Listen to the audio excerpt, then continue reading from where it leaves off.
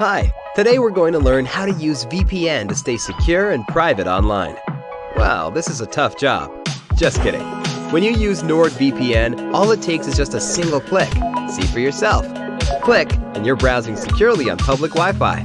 Click, your ISP can't see what you do online. Click, and you're in a different country. Well, virtually. Any device you have there, NordVPN has you covered. Everything else is just details. But if you care to know more, NordVPN has more than 5,000 servers all over the world. It protects your sensitive data with advanced encryption, shields you from malware and phishing sites, and keeps no logs of your online activity. Click link in the description and get 68% discount for your first order. Developing your photography skills. Purchase quality equipment. Wedding photos are heirlooms the family will treasure for years. To produce high-quality work, you should use high-quality equipment. Start with mid-range products you can always upgrade later. Talk to retailers and other photographers to see what they recommend. You'll need a tripod and a monopod, camera bags, lenses, 4 GB memory cards, a flash and a camera. Rent your gear before you purchase. This will give you a trial period to see if it works for you. Practice using your camera and equipment. You need to know your photography equipment in and out. That way, you'll be able to focus on getting the perfect shot when the wedding day arrives. Go through your camera's owner's manual, take photos in tons of different conditions, and consider taking a photography class or workshop. Make sure you know how to handle your equipment in different lighting conditions and when the subject is moving quickly. Take photography classes if possible. While taking classes isn't necessary to becoming a wedding photographer, it can definitely help. Consider taking classes at your university, local community college, or online. Photography classes can help you get a feel for technique and equipment fundamentals. If you are in college, consider majoring or minoring in photography. Develop your personal style. Every photographer has their own style. This style isn't fixed. Rather, it's constantly evolving as the photographer grows. To develop your own style, look to your favorite photographers for inspiration. See what elements you like and try to bring them to life in your own work. There are two kinds of wedding photography: traditional, which involves classic, posed photos, and photojournalistic, which involves more candid photos. Your own style might lean towards one or blend the two. Take risks. In order to grow creatively and develop your own photography style, you'll need to take risks. Try different angles and color schemes and test different techniques. Just remember that the wedding is not the place for radical experimentation. While you can and should experiment with some shots at the wedding, avoid turning the entire shoot into a creative experiment. Learn to edit your photos. Wedding photographers often spend more time editing their photos than they do actually taking them. It's a good idea to become proficient in photo editing softwares like Photoshop and Lightroom by watching online tutorials or attending workshops and practicing on your own, of course. Consider your personal photography style when editing your photos. Your finished photos should reflect your style. Shadow professional wedding photographers. One of the best ways to learn is to watch others who have mastered the craft. Ask local wedding photographers you admire if you can shadow them during a photo shoot or work as an assistant. Pay close attention and take notes if you need to. Working as an assistant to an established wedding photographer is a great way to get into the industry. Create an online portfolio. Having a portfolio of your work is key for any aspiring wedding photographer. A website is a great place to house your portfolio. On your website, clients can learn more about your business while browsing through your work. Your online portfolio is a digital representation of your business, so make sure it looks professional. Your website should have a consistent style and easy-to-navigate format. One way to build your portfolio is to offer to work for free. You can help out a professional wedding photographer or offer to shoot a friend's wedding free of charge. You'll gain valuable experience while getting shots for your portfolio. Join a photography organization.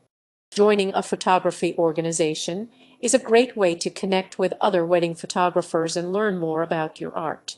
These organizations also offer great networking opportunities. Your new photographer friends can give you referrals.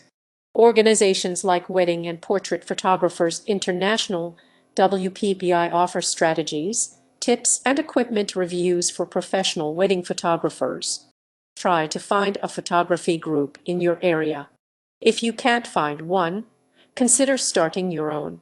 Communicating with your clients. Make sure your clients know your style. Talk to your clients via phone or video chat before they hire you to make sure both parties know what to expect stylistically. Tell them about your style principles and encourage them to look through your portfolio again. Maybe your clients want a more formal style and yours is more candid. You can either refer the clients to a different photographer or adjust your own style a bit for the shoot.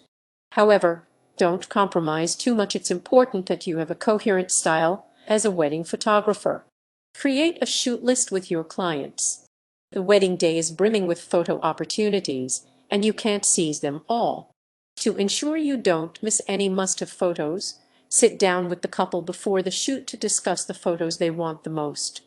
Maybe the bride really wants a photo with her best friend or one of her mother adjusting her veil. Talk about these essential photos beforehand so you can plan ahead. Decide how you will deliver the photos. You should definitely give the clients access to the digital files of the photos.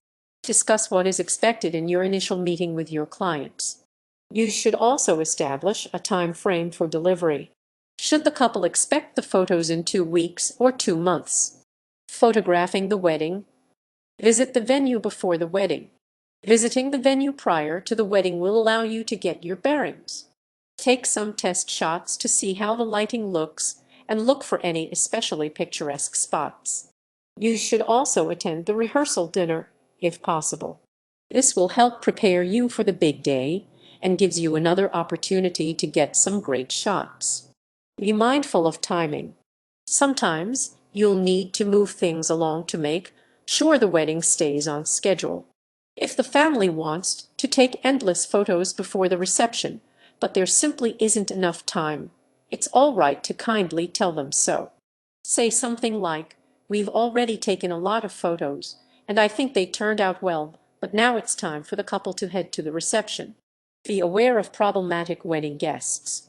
Known as Uncle Bobs in the industry, these are guests who threaten to ruin wedding photos by standing in the way, often holding iPads or cameras of their own.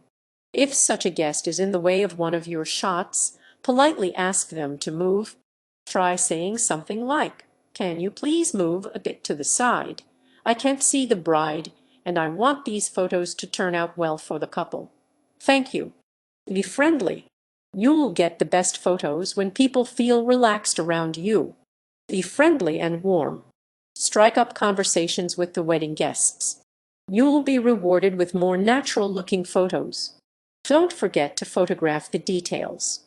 While your photos should focus on the people at the wedding, don't forget to photograph the little details, like a champagne glass on a table or the wedding cake. While they may be small, these details can make a huge difference. Back up your work.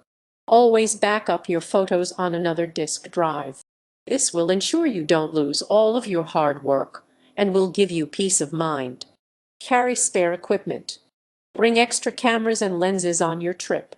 If anything goes wrong with your primary camera on the wedding day, you'll need to be prepared. Take care of your body. The job of a wedding photographer can be pretty physically demanding. You might be carrying up to 12 pounds of photography gear. Wear comfortable shoes on the job and see a doctor for any aches and pains. You might need to hire a helper to carry some of your gear. Starting your wedding photography business, take some business classes if possible.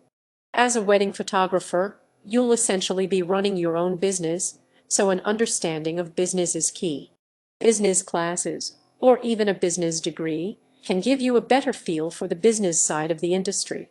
Try taking business classes at your university online, or at your community college. If you can't take classes, try to read some books about business. Charge a fair price. If you are a novice or wedding photography is a hobby, you probably shouldn't charge very much. However, once you have established yourself professionally, you should price your work according to the market. Avoid severely underpricing in an effort to beat out competition or as a favor to friends. Your business won't be sustainable if you do. Calculate your profits by subtracting your expenses from your revenue to see how much you're really earning. An accountant can help you keep your finances in order. License your business. Getting a business license can enhance the credibility of your wedding photography business, and depending on where you live, it may be required. Create a contract with a lawyer. A contract is a legally binding document that will protect you and your clients in case something goes wrong. If you are photographing weddings professionally, it's important that you never take a job without a contract. Get insurance. Once you have established your professional wedding photography business, it's a good idea to get insurance. Liability insurance protects you if for some reason you are unable to complete your normal duties, while malpractice insurance protects you in case of accidental injury or damage to your gear. Some professional photography organizations cover insurance.